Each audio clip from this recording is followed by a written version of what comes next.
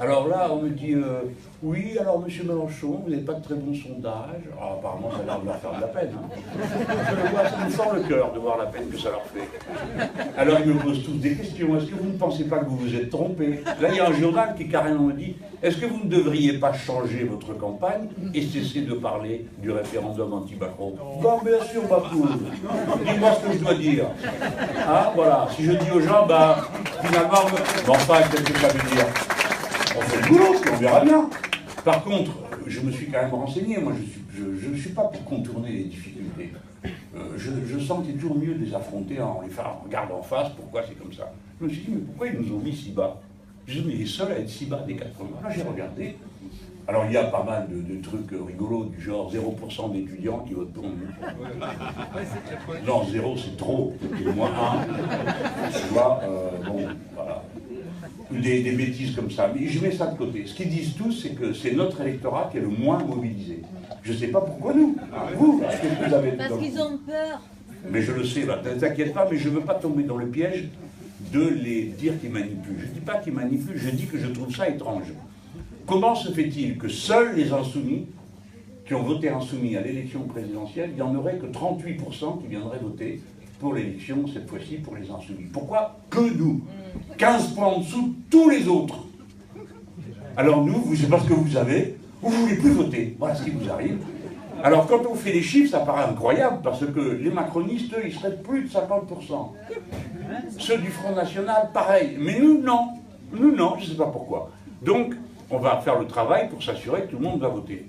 Si on fait ça, on a bien travaillé, non? Et on pourra même leur dire merci. Vous avez bien fait de nous réveiller, mesdames et messieurs, parce qu'on était là à se laisser aller, à se dire on est tranquille et tout. Donc on va faire le travail. Moi j'ai très grande confiance dans le résultat. Vous savez déjà, comme on est là, s'ils nous mettaient à la moyenne, hein, on ne dit pas plus parce qu'on n'est pas très brillant. La moyenne, c'est tout. La moyenne des votes de tous les autres, on serait déjà à 12%. Alors, vous comprenez pourquoi vous ne me voyez pas avec la mine plus affligée que ça? Parce que sinon, vous me verriez avec la mine affligée. J'ai horreur de perdre. Donc, il y a des gens, ils ne supportent pas moi.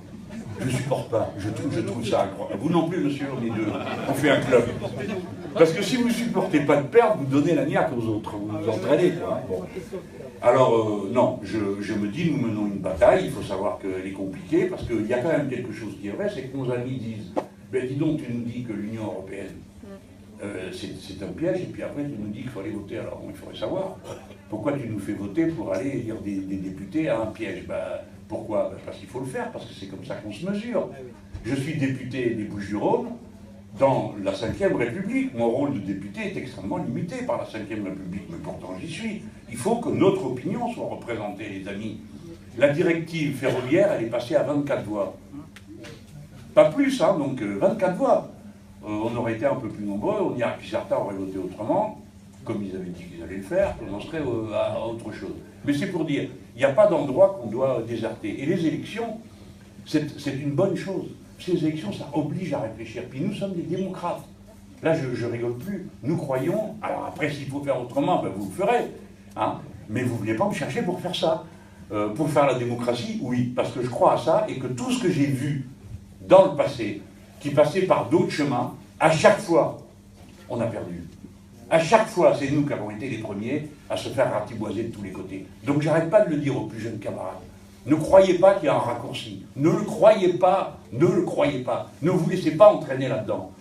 Ce qui compte, c'est convaincre le voisin, la voisine, l'un, l'autre, se passer les messages et tous progresser. Y compris parce que le jour où on exerce le pouvoir, eh ben, on ne va pas le faire comme les autres, on va être appuyé sur des milliers de gens, des millions de gens qui savent pourquoi on est en train de faire ça, qui le comprennent, qu'on lu le programme avant, qui l'ont raconté à d'autres.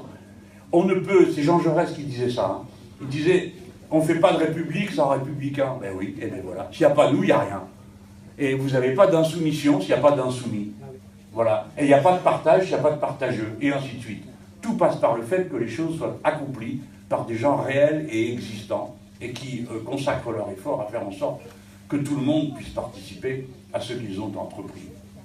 Alors, là, moi, je vous le dis, je ne cherche pas à vous faire peur ni rien, vous n'êtes pas le genre de gens à avoir peur, hein, ceux qui sont dans cette salle.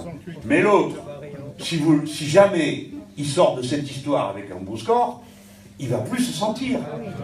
Alors, la retraite, je ne sais pas si vous avez vu déjà le code du travail, on a eu beau faire tout ce qu'on pouvait, hein, nous autres les insoumis, on a fait tout ce qu'on pouvait.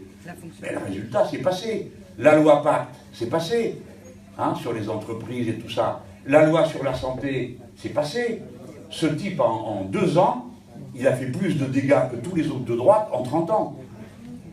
Donc c'est une situation où, en plus, vous avez affaire à quelqu'un qui est persuadé d'être dans la vérité.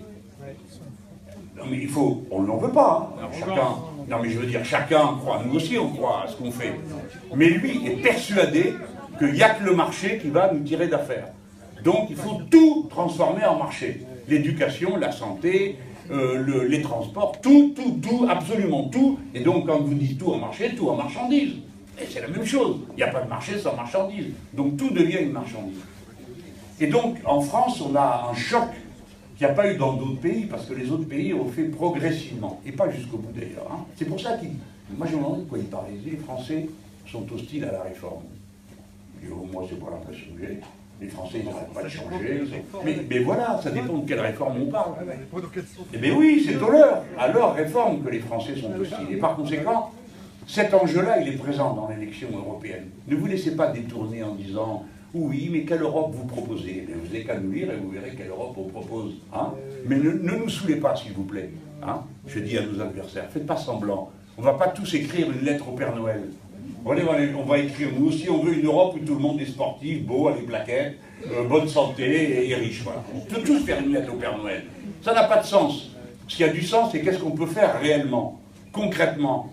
Voilà. Et vous ne ferez rien en Europe si vous ne sortez pas des traités.